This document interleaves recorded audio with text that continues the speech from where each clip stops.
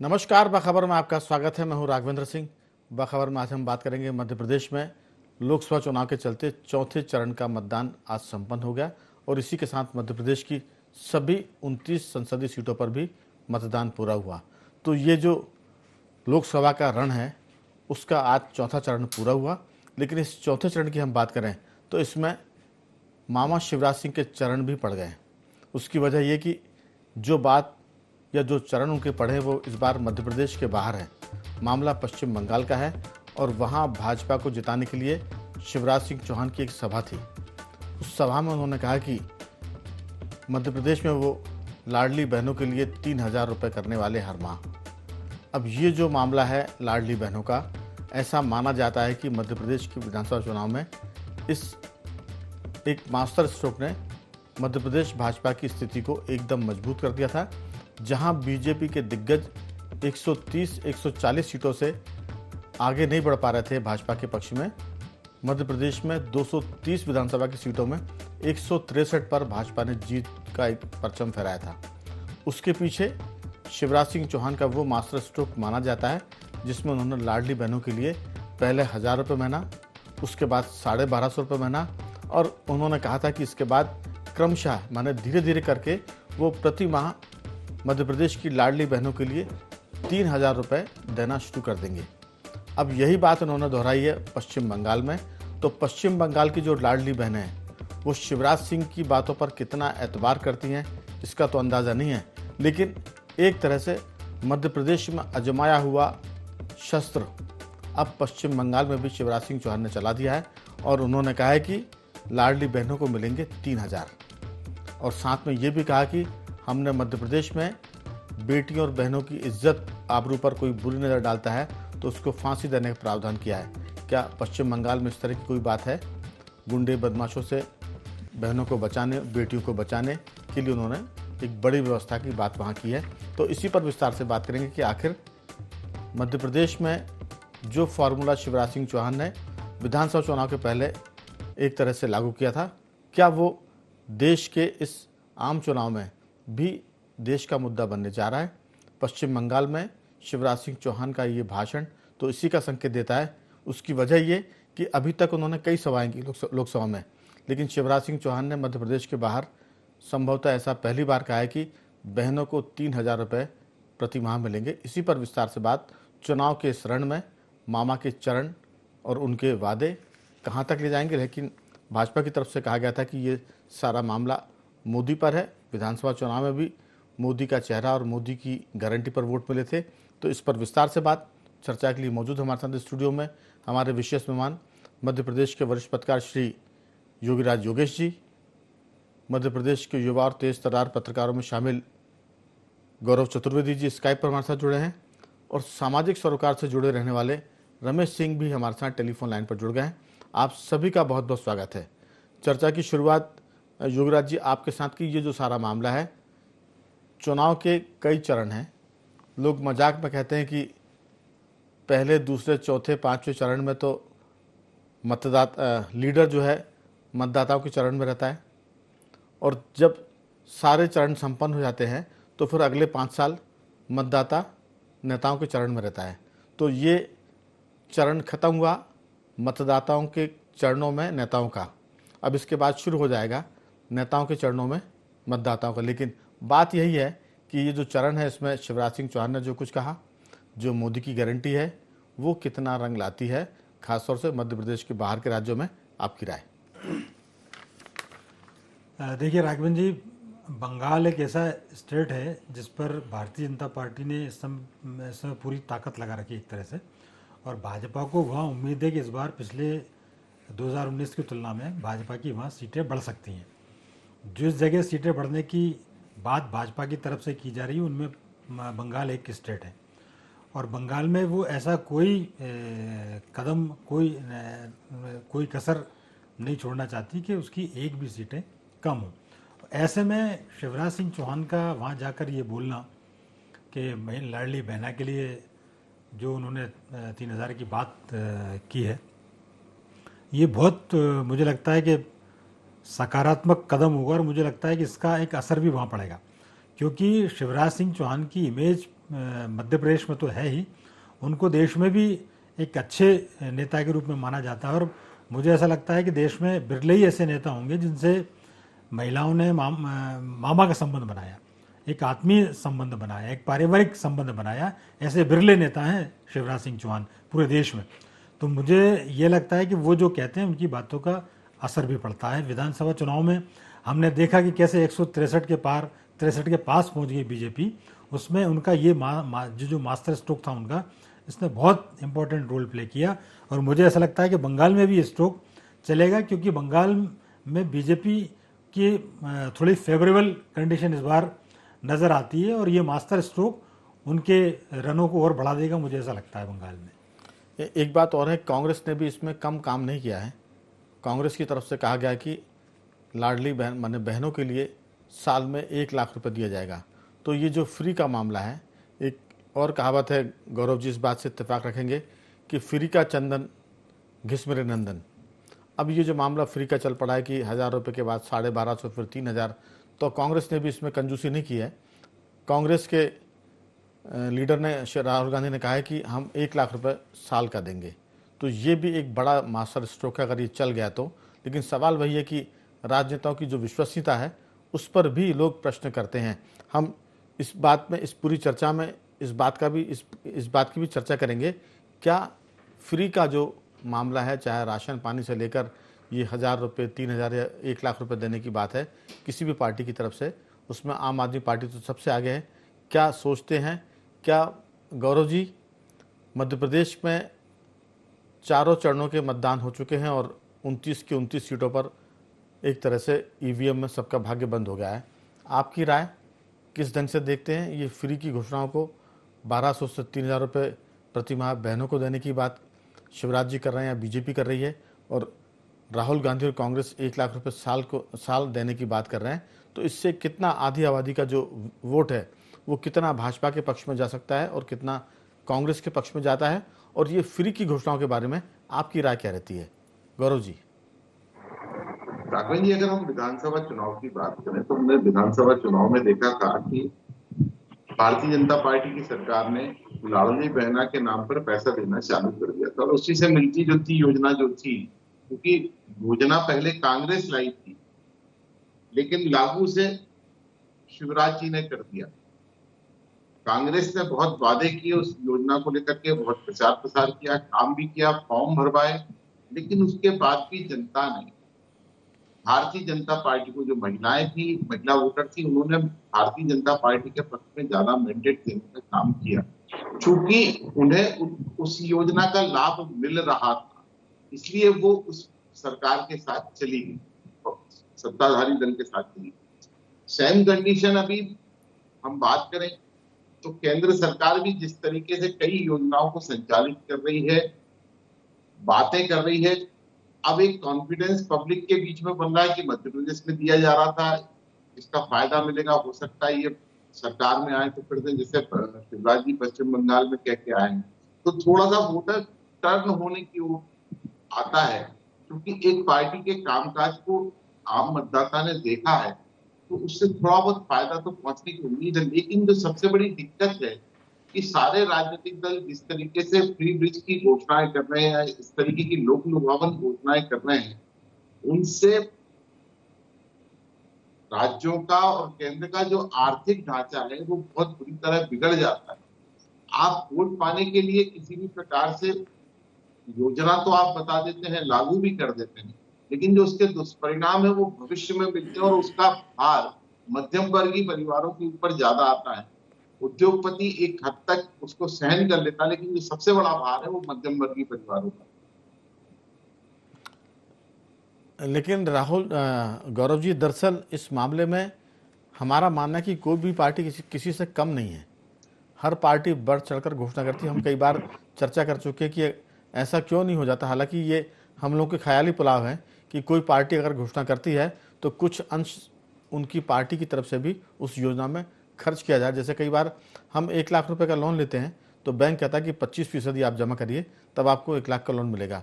तो ये जो माननीय दल हैं और लीडर हैं जो अरबों खरबों की घोषणा कर देते हैं, मध्य प्रदेश में 1 करोड़ 29 लाख बहनों के लिए ₹1250 प्रति माह दिया जा रहा है। आप सोचिए कि इसमें कितनी बड़ी रकम खर्च हो रही है, और आपने कहा कि आर्थिक ढांचा इससे एक तरह से छिन्न भिन्न होने की आशंका होती है। ये तो ₹1250 की हम बात कर रहे हैं। कांग्रेस ने कहा कि ₹1,00,000 साल देंगी। तो अब ये तो देश को दिवालिया की तरफ धकेलने की एक तरह की कोशिश है पार्टियों की। तो इस पर हम और बात करेंगे, लेकिन अभी तो चुनाव है, और चुनाव में जिस पार्टी की विश्वसनीयता है, जिस नेता के बोलने पर लोग भरोसा कर सकते हैं, अगर उनकी तरफ से कोई बात आती है तो फिर लोग उस पर भरोसा करते हैं, और वही भरोसा कई बार वोट में तब्दील होता है। मैं लौटूंगा, हमारे साथ रमेश सिंह जी जुड़े हुए हैं। रमेश जी, मध्य प्रदेश में ₹1,000 महीना और फिर बाद में ₹1250 महीना लाडली बहनों के लिए, अब वही ऐलान हालांकि पश्चिम बंगाल में शिवराज सिंह चौहान कर रहे हैं भाजपा की तरफ से। आपकी राय कि ये जो मुफ्त की घोषणा है वो कितनी कारगर है देश की आर्थिक स्थिति के लिए, और वोट बदलने में कितना ये काम कर जाती हैं? खासतौर से मध्य प्रदेश के संदर्भ को अगर राष्ट्रीय स्तर पर देखा जाए तो यहाँ तो 163 विधायक इस योजना के आसपास जीत गए हैं, मोदी की गारंटी और शिवराज सिंह के लाडली बहनों ने। आपकी राय किस ढंग से सोचते हैं? राजीव जी, पहली बात तो यह मैं ये कहूंगा कि इस तरह की जो योजना है देश की अर्थव्यवस्था के लिए बहुत घातक है। देश के प्रधानमंत्री ने पिछले 10 सालों में जो प्रयास किए हैं आर्थिक मोर्चों पर, उससे हम दुनिया की 5वीं बड़ी अर्थव्यवस्था बन गए, और इससे हमारा राजस्व बढ़ा है, विकास के काम बहुत अच्छे हो रहे हैं, जो नेटवर्क है, इंफ्रास्ट्रक्चर है देश में, वो बहुत तेजी से बढ़ा है। लेकिन अगर इसी तरह से ये फ्री की योजनाओं की घोषणाएं करते रहे और इनको इम्प्लीमेंट भी करते रहे तो देश बहुत ज्यादा आर्थिक दृष्टि से मतलब अंदर से खोखला शुरू होना हो जाए, और ये वायबल भी नहीं है। और मैं ये देखता हूँ कि आप पंजाब में देखिए, पंजाब में कुछ एक बिजली की जो योजनाएं थी फ्री की, उनको तो उन्होंने कुछ हद तक लागू किया था, बाकी ये इसी तरह की लाडली बहन योजना जैसी एक योजना केजरीवाल ने पंजाब में घोषित की थी, उसे आज तक लागू नहीं कर पाए। और भविष्य में भी अब आप तेलंगाना में भी उन्होंने लागू किया, लेकिन कितनी आगे चल पाती है? अगर ये आगे चलती है तो योजना व्यय में कटौती करनी पड़ेगी, जो विकास मद के जो राशि है उसे कम करना पड़ेगी। फ्री की योजनाओं का असर सीधा शिक्षा पे भी पड़ेगा, स्वास्थ्य पे भी पड़ेगा और इंफ्रास्ट्रक्चर पे भी पड़ेगा। पश्चिम बंगाल में शिवराज जी ने जो किया है, तो भविष्य में अभी तो लोकसभा चुनाव है, चुनाव जीतने के बाद भी उनको देना तो है नहीं है, लेकिन मध्य प्रदेश के उदाहरण को रखते हुए शिवराज जी की विश्वसनीयता तो है, इसमें कोई संदेह नहीं है। और अगर पश्चिम बंगाल में 2 से 3% वोट भी इससे प्रभावित होते हैं तो बीजेपी को बम्पर लाभ होने की उम्मीद है। अब आते राहुल गांधी ने जो 1 लाख की घोषणा की है, तो राघवेंद्र जी, देश में राहुल गांधी की योजनाओं पे जो एक मूड है देश का, वो उनकी योजनाओं पे, उनकी घोषणाओं पे, राहुल गांधी की बातों पर कोई भी भरोसा करने के लिए तैयार नहीं है। मैं भी आज ही एक कुछ डॉक्यूमेंट्री देख रहा था कि जिससे ये इंप्रेशन मिलता है कि कांग्रेस का कोई भी नेता उनके जो नजदीक है वो भी राहुल गांधी से प्रभावित नहीं है। लोग कहते हैं कि बहुत खतरनाक आदमी है। उन्हें अभी ये जो इनहेरेंट एक्ट की घोषणा की, हम देश की संपत्ति का सर्वे कराएंगे, फिर उसका वितरण करेंगे, तो इस किस्म की जो वो एक के बाद एक घोषणा है, तो इससे देश में एक बहुत बड़ा कंफ्यूजन पैदा हो रहा है राहुल गांधी के लिए। राहुल गांधी की योजनाओं पर कोई देखिए वो 1200 से 1500-3000 रुपए की। रमेश जी, दरअसल ये तो चुनावी दाव पेच है, ये राजनीतिक दाव पेच है। चुनाव के समय बहुत सारी बातें होती है और चुनाव के साथ ही वो बातें एक तरह से गुम हो जाती है। मैं इसको थोड़ा सा एक जो नशा प्रेमी या शराब प्रेमी लोग होते हैं उससे जोड़कर कह रहा हूँ। योगीराज जी, कई बार आदमी मद्यपान करता है और उसके नशे में कुछ भी बोल जाता है, और जब वो उतर जाता तो कहता है कि भाई मैंने नशे में बोल दिया होगा, माफ़ करना। एक राजा का किस्सा है छोटा सा, उसमें यह कि राजा की सवारी जा रही थी और सड़क पर एक शराबी जो है वो लेटा हुआ था। जब उसको उठाया गया तो उसने कहा कि मैं नहीं उठूंगा, और ये कौन आदमी हाथी पर जा रहा है, इसको बोलो कि हाथी की कीमत क्या है, मैं ख़रीदना चाहता हूँ। राजा को बहुत गुस्सा आया, उसने कहा कि शराबी को बंदी बनाया जाए और कल दरबार में पेश किया जाए। जब दरबार में शराबी को पेश किया गया जंजीरों से जकड़े हुए, तो उसने पूछा राजा ने कि तुम कल मेरा हाथी खरीदना चाहते थे, बताओ कितनी कीमत दोगे। तो वो कहता कि हुजूर वो मैं नहीं था। तो वो पूछते कि कौन था फिर? कहने वो तो साहब शराब थी, उतर गई। शराब जब थी तब मैंने नशे में कह दिया था आपसे, अब तो मैं होश हवास में हूँ, तो मैं आपका हाथी कैसे खरीद सकता हूँ। तो ये तो चुनाव का नशा है, इसमें लोग पता नहीं क्या क्या बोल जाते हैं। तो उस नशे की हम बात तो नहीं करेंगे, चुनाव के बाद ये सारे मुद्दे गुम हो जाते हैं, हमने देखा।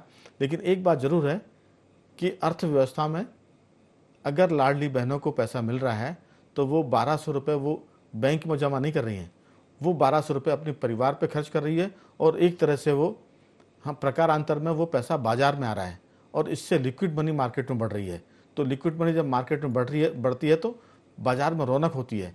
तो जो सरकार 1,29,00,000 महिलाओं को सैकड़ों करोड़ रुपए दे रही है, वो एक तरह से बाजार में आ रहा है, तो इससे अर्थव्यवस्था तो मजबूत हो रही है। लेकिन दूसरा पक्ष ये भी है कि इस बहाने मुफ्त की जो पैसा लाडली बहनों को दिया जा रहा है, उससे मध्यम वर्गीय परिवार एक तरह से सैंडविच हो गए हैं। ये भी एक चिंता का विषय है।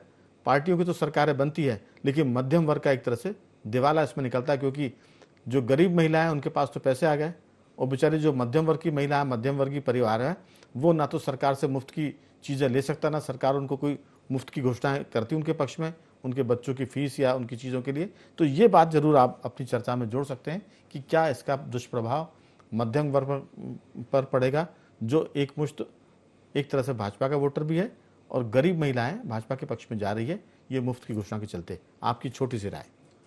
देखिए राघवन जी, सही शासन प्रशासन वो होता है जो सभी वर्गों के साथ, सभी लोगों के साथ न्याय करे, जिसमें किसी को ऐसा महसूस ना हो कि वो ठगा सा महसूस कर रहा है या उसके साथ छलावा हो रहा है। लेकिन ये ऐसी स्थिति अब कोई भी राजनीतिक दल अपनी घोषणाओं में नहीं करता। एक बड़े वर्ग को प्रभावित करने के लिए आसमान से तारे तोड़ लाने की भी घोषणाएं राजनीतिक दल कर सकते हैं और कर रहे हैं। लेकिन ला भी सकते हैं। अब तो आज चंद्रमा पर वो चंद्रयान चला गया, वहां से वो तारे तोड़कर ला सकते हैं, मिट्टी इट्टी पत्थर ले आएंगे और दे देंगे। ये भी अब कर सकते हैं। हाँ बिल्कुल सही बात है। वो तो उसमें उसमें थोड़ी ना तो इनकम टैक्स कटता ना जीएसटी कटती घोषणाएं करने में, तो कर सकते हैं वो तो। लेकिन जिस बात पे मैं फोकस होना चाहिए राजनीतिक दलों का, कि एक वर्ग को प्रभावित करने के चक्कर में या एक वर्ग को लाभ दिलाने के चक्कर में आप दूसरे वर्ग के साथ अन्याय कर रहे हैं। तो ये प्रथा अब बंद होनी चाहिए। इस देश में सभी समान होने चाहिए। इसकी संभावना कम है, क्योंकि जो वर्ग इससे पीड़ित होता है वो खामोश रहता है, और अक्सर माँ भी उसी की बात सुनती है जो बच्चा रोता है। तो गरीब जो है वो वोट का एक मुश्त डर दिखाते हैं, और वो शोर भी मचाते हैं ना, आंदोलन भी करते हैं। तो मध्यम वर्ग की तो सुनवाई की उम्मीद कोई भी पार्टी करेगी, इस पर संदेह है नहीं। लेकिन सही बात है, कब तक आप लेकिन किसी की आप अनसुना आप करेंगे? क्या मध्यम वर्ग इस देश का नागरिक नहीं है? क्या मध्यम वर्ग वोट नहीं देता? क्या मध्यम वर्ग अपना टैक्स में योगदान नहीं दे रहा? क्या? और आप एक लगातार उपेक्षा किए जा रहे हो। मध्यम वर्ग के दिल से पूछो आप, वो आपके बारे में कैसा महसूस करता है, जब एक तरफ के बिना करे धरे लोगों को 1-1, 2-2, 4-4, 5-5 हज़ार रुपये आप दे रहे हैं। आप स्कीम से ऐसी बनाइए, आप दीजिए 3,000 दीजिए, लेकिन बदले में उनसे कुछ काम करें। वो घर पे कई तरह के आजकल रोजगार की बात सरकार करती है, स्टार्टअप की बात सरकार करती है। तो इसमें वो सरकार उनको पैसा भी दे, उस बहाने उनका एक रोजगार भी सृजित हो, या कुछ प्रोडक्शन वो करें, तो इसका एक बेहतर एक स्थिति बन सकती है। इससे तो ये होता। अब आप तो हम सब ग्रामीण अंचल के भी रहने वाले हैं। वहाँ आज स्थिति ये है कि वहाँ मजदूर काम करने को नहीं मिलते। एक परिवार में यदि एक हज़ार आ रहा है, 5-7 सदस्यों का है, तो 5-10 हज़ार रुपये महीने तो वैसे ही आ रहे हैं उनके पास। बिल्कुल। तो वो क्यों काम करेंगे? पहले कहा जाता था कि काम के बदले अनाज। अब काम के बदले आप पैसा दीजिए तो चल जाएगा, लेकिन मुफ्त में अगर पैसा देंगे तो दिक्कत होगी। लेकिन गौरव जी, इस मुफ्तखोरी की जो बात घोषणा है उसमें कोई दल किसी से पीछे नहीं है। क्या बीजेपी, क्या कांग्रेस, क्या आम आदमी पार्टी, क्या समाजवादी पार्टी, क्या ममता बनर्जी की तृणमूल कांग्रेस, ये जो मुफ्त का मामला है इसमें किसी को भी देश की अर्थव्यवस्था की ना तो चिंता दिखाई देती है, और ना उस मध्यम वर्ग की चिंता दिखाई देती है जो बेचारा सारे समाज की वर्जनाओं को झेलता है। वो उसकी इज्जत को भी बचाता है, अपने बच्चों को उच्च शिक्षा भी देता है, और बदले में मुफ्त का उसको कुछ नहीं मिलता। वो सारे टैक्स उसी पर लग जाते हैं। आपकी राय? बात शुरू हुई थी चुनाव के चरण से और मुफ्त की घोषणाओं से, और पहुंच गई है अर्थव्यवस्था पर और मध्यम वर्ग पर। थोड़ी सी दिशा इस चर्चा ने अपने आप ही पकड़ ली, जिसका हमको भी पता नहीं है। आप बताइए कि क्या सोचना है इस पर। नहीं, योगीराज जी ने जो एक सुझाव दिया है कि सरकार 1500 की बजाय 3000 दे, लेकिन उसे रोजगार मूलक कार्यों में लगाए। सरकार का मूल काम शिक्षा, स्वास्थ्य और रोजगार की दिशा में काम करना है, ना कि फ्री पैसा बांटना। 1500 रुपए से किस महिला की कौन सी तकदीर बदल सकती है, आप स्वयं सोचिए। कोई बहुत ज्यादा फर्क नहीं पड़ता है उनके आर्थिक हालात पे। लेकिन अगर हम देखें तो उनको जो 1500 रुपए दिया जाता है, उससे पूरा का पूरा सिस्टम पंगु हो जाता है। और ये जो पंगु सिस्टम होता है, जैसे कई जगह ग्रामीण इलाकों में हम बात करें, मनरेगा की योजनाएं चलती थी, या रोज किसानों के लिए जो खेतिहर मजदूर मिल जाया करते थे, वो कन्नी काटने लगे हैं। बड़े शहरों की बात करें हम, जहाँ छोटे छोटे बर्तन वाले, कपड़े वाले और जो छोटे छोटे बाइयां काम करती थी, उनको जब एक परिवार में 3-3, 4-4 लोगों को पैसा मिलने लगा, तो वो लोग अपने अपने रोजगार के कामों को छोड़ के अन्य कामों की ओर चले गए। उससे पूरे सिस्टम में एक बहुत बड़ी विसंगति खड़ी हो गई, लोगों को दिक्कतें भी खड़ी हो रही हैं और साथ ही साथ उनको कोई फायदा भी नहीं पहुंच रहा है। इसकी बजाय तो शिक्षा और रोजगार को लेकर अगर कोई बड़ा प्रोजेक्ट लेके सरकार आ जाए वहां काम करने, तो वो ज्यादा बेहतर होगा। या जैसा भी योगीराज जी कह रहे थे कि 1500 की बजाय 2000 दे, 3000 दे, एक क्लस्टर बेस्ड रोजगार भी खड़ा किया जा सकता है और वहां पर उस जिले की भी तकदीर बदली जा सकती है और वहां पर जो काम करने वाले लोग हैं उनकी भी बिल्कुल। तकदीर। लेकिन गौरव जी, इस समझदारी भरी बात से वोट नहीं मिलेंगे। अगर आप काम के बदले पैसे की बात करेंगे तो शायद वोट ना मिले। अभी तो पार्टियों को वोट चाहिए। हो सकता है कि इस चुनाव के बाद, शायद इस 5 साल में इलेक्शन के बाद, सरकारें इस बात पर विचार करें कि मुफ्त के बदले हम पैसा तो दें, लेकिन उनसे कुछ ना कुछ काम कराएं। तो ऐसा लगता है कि इस 5 साल के भीतर सरकार जिसकी भी बनेगी, वो मुफ्त में पैसा देने के बजाय कोई ना कोई ऐसा रास्ता निकालेगी जिससे कुछ ना कुछ प्रोडक्शन हो, कुछ उत्पादन हो और उसके बदले में पैसा मिले, ताकि वो फ्री का भी ना हो और बदले में उत्पादकता भी बढ़े। रमेश जी, आपकी राय। गौरव जी को आपने सुना, योगीराज जी को सुना, तो इन सारी घोषणाओं से अगर नेता विश्वसनीय है तो वोट तो मिल सकते हैं, लेकिन आर्थिक स्थिति देश की कमज़ोर पड़ सकती है। अलग बात है कि इस पैसे की वजह से बाजार में रौनक आती है, महिलाएं बाजार में खरीदारी करती, क्योंकि 1200-1500, 2000 रुपये वो शायद बचाएंगी नहीं, घर के कामकाज में खर्च करेंगी, अपने बच्चों को दूध पिलाएंगी और इसके अलावा पढ़ाई पर खर्च करेंगी या बीमारी पर खर्च करेंगी। लेकिन इससे संकट तो पैदा है। लेकिन हो सकता है कि चुनाव के बाद सरकारें इस पर कोई विचार करें और नई योजना लेकर आए। आपका क्या सोचना है? राघवन जी, सरकारों के पास अगर आर्थिक संसाधन हो, वित्तीय ढांचा मजबूत हो, तब तो फ्री की योजनाएं कुछ हद तक झेल सकता है, मतलब अर्थव्यवस्था। लेकिन हर प्रदेश बहुत बड़े बड़े कर्ज के जाल में है और इन योजनाओं के क्रियान्वयन के लिए भी कर्ज लेना पड़ता है। तो इससे देश की अर्थव्यवस्था को नुकसान ही है। अब आते इस बात पे कि 70% जो आम आदमी है वो कृषि में लगा है और इस फ्री की योजना का सबसे ज्यादा दुष्प्रभाव अगर कहीं पड़ता है तो वो कृषि क्षेत्र में पड़ता है। इसका सीधा सीधा असर ये पड़ जाता है कि मजदूरों की कमी हो जाती है। कृषि क्षेत्र बिना मजदूरों के चलता नहीं है। इससे उत्पादन भी प्रभावित होता है, लागत भी बढ़ती है खेती की। अच्छा, सघन खेती जो करना चाहे वो सघन खेती भी नहीं कर पाता क्योंकि मजदूरों की कमी होती है, कोई काम करने के लिए तैयार नहीं है। आज हालत यह है फ्री की योजनाओं की वजह से कि मजदूर एहसान करता, अगर किसी के खेत पर काम करने जाता, वो अपने पैसे कमाने के लिए नहीं जाता, वो उसकी किसान से आपसी संबंध होते हैं तो उन आपसी संबंधों को निभाने के लिए जाता। और इसके बाद क्या है, जब वो मजदूर उपलब्ध नहीं होते तो कुछ कामों के लिए वो इतनी ज्यादा, अब मैं आपको बताऊं, स्प्रे वगैरह करने के लिए 1,000 रुपए रोज की मजदूरी, क्या आप कल्पना कर सकते हैं? 1,000 रुपए रोज की कृषि में मजदूरी हो सकती, लेकिन कृषि क्षेत्र में किसान को 1,000 रुपए रोज भी देना पड़ता है, इसके बाद भी नहीं मिलते तो फिर मशीनों से स्प्रे कराना पड़ता है। ये दरअसल रमेश जी उन्हीं मुफ्त की योजनाओं का दुष्प्रभाव है और मुफ्त की योजना के चलते शराबखोरी और नशाखोरी भी गांव देहात से लेकर शहरों में बढ़ रही है। मैं तो इस पूरी चर्चा में को समापन इस बात से करूंगा कि सरकारों के पास पैसा नहीं है, एक तरह से उनका घाटे का बजट है और कई सरकारें तो दिवालिया होने की स्थिति में आ रही है। जितनी आय है उससे ज़्यादा उन पर कर्ज हो गया है। तो एक देशी कहावत है कि घर में नहीं दाने और अम्मा चली भुनाने। तो राज्य सरकारों की स्थिति खाली मध्य प्रदेश की नहीं, लगभग सभी राज्यों की हालत खराब है मुफ्त की घोषणाओं के चलते। उम्मीद करते हैं कि वोट तो मिले, लेकिन चुनाव के बाद सरकारें इसका कोई ऐसा रास्ता निकाले ताकि काम के बदले पैसा मिले, ना कि मुफ्त में पैसा मिले। काम मुफ्त का अनाज तो चल ही रहा है, अगर मुफ्त की ये घोषणाएं चलेंगी तो फिर लोग परेशान होंगे। उम्मीद करते हैं कि जो पॉलिटिकल पार्टी वो उस पर विचार करेगी। इसके साथ ही मैं तीनों मेहमानों का धन्यवाद करूंगा। गौरव जी आपका साधुवाद, योगीराज जी आपका बहुत बहुत धन्यवाद, और रमेश जी आपका बहुत बहुत धन्यवाद कि आपने इस चर्चा में हिस्सा लिया। तो बख और मैं सिर्फ इतना ही। बंद रहिए हमारे साथ और देखते रहिए IND24।